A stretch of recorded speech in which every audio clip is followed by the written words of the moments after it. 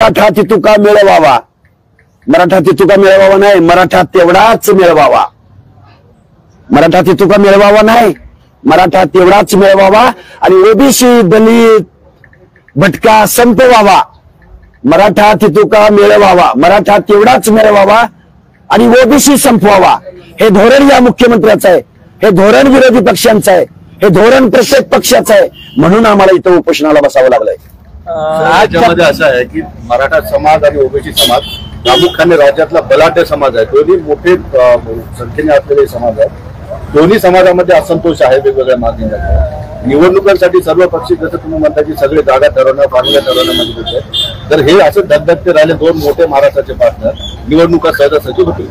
हे बघा, तुम्ही म्हणताय तसं मराठा समाजाच्या तरुणांची मागणी बेरोजगारीची बेकारीची असू शकते, पण त्याचं उत्तर ओबीसीचं आरक्षण आहे हे सांगितलं कोणी या जरांगेंना? मराठा बांधवावर गरिबीची परिस्थिती आली, गरिबीची परिस्थिती आली म्हणजे सामाजिक न्यायाचं आरक्षण जबाबदार आहे हे सांगितलं कोणी माझ्या मराठा बांधवांना? या प्रश्नाचं उत्तर आम्हाला मुख्यमंत्र्यांकडून हवं आहे. अरे त्याच्यासाठी सोशल वेलफेअर आहे, सोशल असिस्टन्स आहे, अनेक योजना आहेत ना, बजेट आहे. जे जे म्हणून आमदार खासदार रिपीट अगेन निवडून गेले, जे जे म्हणून सरदार वतनदार आमदार खासदार मंत्री मुख्यमंत्री झाले, हे जबाबदार आहेत या गोष्टीला. या गोष्टीला जबाबदार अशोकराव चव्हाण आहेत, शंकरराव चव्हाण आहेत स्वर्गीय. या गोष्टीला पृथ्वीराज बाबा चव्हाण जबाबदार आहेत. या गोष्टीला शरदचंद्रजी पवार 1000% जबाबदार आहेत. या माणसांना जाब विचारायचा जरांगेंनी सोडलाय आणि यांचं खापर कुणाच्या डोक्यावर फोडायचं चालू आहे. तर ओबीसी आरक्षण हवं की ज्या ओबीसींना सामाजिक न्याय हक्काच्या योजनासाठी या महाराष्ट्रामध्ये 1% सुद्धा बजेटवरील तरतूद नाही. जरांगे पाटील, तुम्ही उद्या आलाच ओबीसी मध्ये, काय मिळणार आहे तुम्हाला 1% बजेटमधनं? चोर सोडून संन्याशाला फाशी देताय तुम्ही. चोर सोडून या आमदार खासदार कारखानदार हरामखोरांना बाजूला सोडून तुम्ही ओबीसीच्या बांधवांना शिक्षा देताय. ज्याला अजून घर मिळालं नाही, ज्या भटक्यांना अजून पालामध्ये राहतात. अरे जरांगे, लाज वाटली पाहिजे आपल्याला आणि आपल्या ह्या अशी आंदोलनाची भाषा बोलणाऱ्या माणसांना. उपोषणाला काय बसताय? आम्हाला खूप छान वाटतंय म्हणून इथं आज उपोषणाला बसलो का? तुमचं 6वं उपोषण आहे. 6 उपोषणामध्ये तुम्ही मागण्या बदलत गेलाय. आमचं 2रं उपोषण आहे. आमचं आरक्षण वाचवण्याचं उपोषण आहे. कुणाला शिव्या देण्याचं नाही, कुठल्या जातीला नावं ठेवण्याचं नाही. आम्ही जातीय अभिनिवेशाची भाषा बोलत नाही, आम्ही प्रवर्गाची भाषा बोलतोय, 450 जातींची भाषा बोलतोय. आज 4 वाजता असं होतं, दोन मोठे समाज अशांत आहेत सामाजिक सगळ्या मागण्यांवरून. येणारी निवडणूक या दोन समाजांच्याच करिता मांडली जाणार आहे. दोन्ही समाज असंतोष आहे. निवडणुका सहजासहजी होतील का?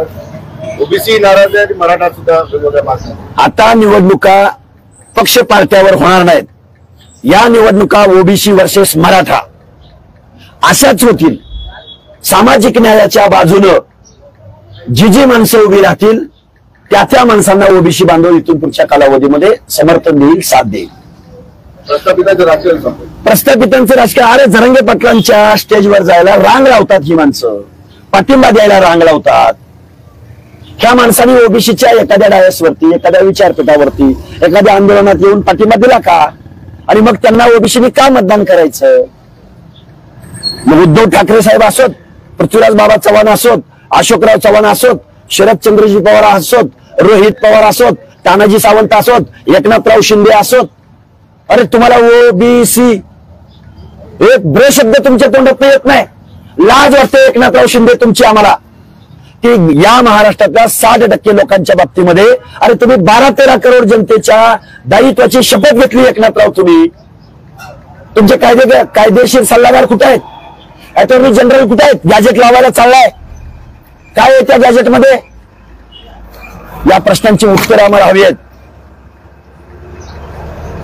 शंभूराजे देसाई यांनी आज 4 वाजता मराठा धनगर समाजाच्या प्रश्नांबाबत आढावा घेण्यासाठी एक बैठक बोलवलेली आहे. मुख्यमंत्र्यांनी तशा प्रकारचे निर्देश त्यांना दिलेले आहेत शंभूराजे देसाईंनी बैठक घेण्याबाबत. बैठक घेतल्यानंतर काय होणार आहे? या बैठका म्हणजे ढोपराला गुळ लावण्याचा प्रकार आहे. सरकार फक्त प्रत्येक आंदोलनाच्या नेत्यांना, त्या उपोषणकर्त्यांना ढोपराला गुळ लावतोय आणि बस घे चाटत म्हणतोय. साध्या सोप्या भाषेमध्ये, अपिलिंग भाषेमध्ये बोलतोय. ह्या शासनाला काही पडलेलं नाही. सत्तेमधून पैसा आणि पैशामधून सत्ता. टेंडरवाल्यांना आणि 2 नंबरचे बोगस धंदे करणाऱ्यांचं प्रोटेक्शन करणारा हा मुख्यमंत्री आहे. त्यामुळे यांना काय सामाजिक न्यायाची डेफिनेशनच माहित नाही या लोकांना. रिझर्वेशन का दिलं जातंय, कुणाला दिलं जातंय, रिझर्वेशन म्हणजे काय, रिझर्वेशन लाभाची योजना आहे का, रिझर्वेशन गरिबी हटावचा प्रोग्राम आहे का, reservation is equal to representation, reservation is equal to प्रतिनिधित्व. मराठ्यांचं प्रतिनिधित्व नाही म्हणायचंय का मुख्यमंत्री तुम्हाला? कशात प्रतिनिधित्व नाही मराठ्यांचं? पंचायत राजमध्ये नाही, कोऑपरेटिव्ह सेक्टरमध्ये नाही, महाराष्ट्राच्या विधानसभेत नाही, बीसीसी बँकांमध्ये नाही, देशाच्या संसदेत खासदार निवडून देतात त्याच्यात प्रतिनिधित्व नाही, नोकऱ्यांमध्ये शिक्षणामध्ये तुमचं रिप्रेझेंटेशन नाही, कशात तुमचं प्रतिनिधित्व नाही? रिझर्वेशन म्हणजे प्रतिनिधित्व आहे. एकनाथराव कान उघडे ठेवून ऐका. रिझर्वेशन म्हणजे गरिबी हटाव नाही, हे संविधानाला अपेक्षित नाही. म्हणून आम्हाला आज उपोषणाला बसावं लागतंय. सर, दोघांच्या आंदोलनाकडे आम्ही 1 वर्षापासून बघतोय. मनोज जरांगे यांनी फोकस केलाय देवेंद्र फडणवीसांना टार्गेट करण्याचं. आता तुमचं आंदोलन असं दिसेल, कालपासून तुम्ही एकनाथ शिंदे म्हणजे मुख्यमंत्र्यांना टार्गेट करताय. टीका करण्यासाठी या प्रश्नाचं उत्तर आम्हाला नेहमी काय म्हणतायत? पहिले म्हणले आम्हाला वडेट्टीवारांचे समर्थन, पुन्हा म्हणले आम्हाला छगनराव भुजबळांचे समर्थन, आता म्हणतायत देवेंद्र फडणवीसांची भाषा बोलतायत. रोहित पवार बोललेत, माझी तुम्हाला हात जोडून विनंती, आम्ही सगळ्यांचे समर्थक आहोत. हे काय आतंकवादी आहेत का? हे पण या महाराष्ट्राचेच आहेत ना. आम्ही आहोत समर्थक. मग जरांगे पाटील कुणाचे समर्थक आहेत त्यांनी एकदा सांगावं. मी काल पण बोललो ही गोष्ट. आता मुख्यमंत्री टार्गेटवर का? हा, मुख्यमंत्री जबाबदार आहेत ना. साईन कोण करणार आहे, GR कोण करणार आहे, अधिकार कोणाला आहे? मुख्यमंत्र्यांना ना. मग मुख्यमंत्र्यांना टार्गेट करू नये. आम्ही सगळ्यांना विचारतो आहोत. कुठल्याही पक्षाच्या अजेंड्यावर ओबीसीचा प्रश्न येत नाही.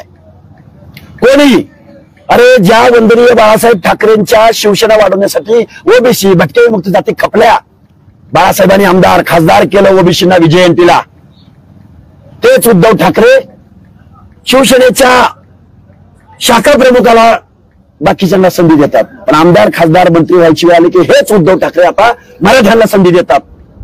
अरे पण आमचा उद्धवजी ठाकरे साहेबांवर ओबीसीच्या बाजूने तुम्ही बोलणार का नाही?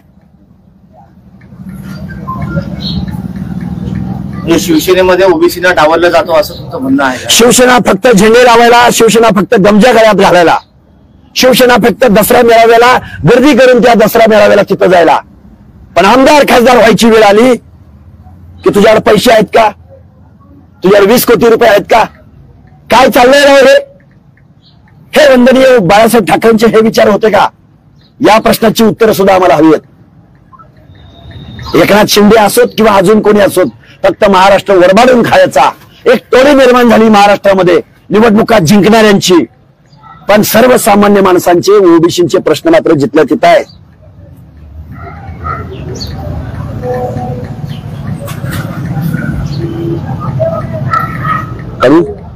काढू का? VK News, राष्ट्र के नाम.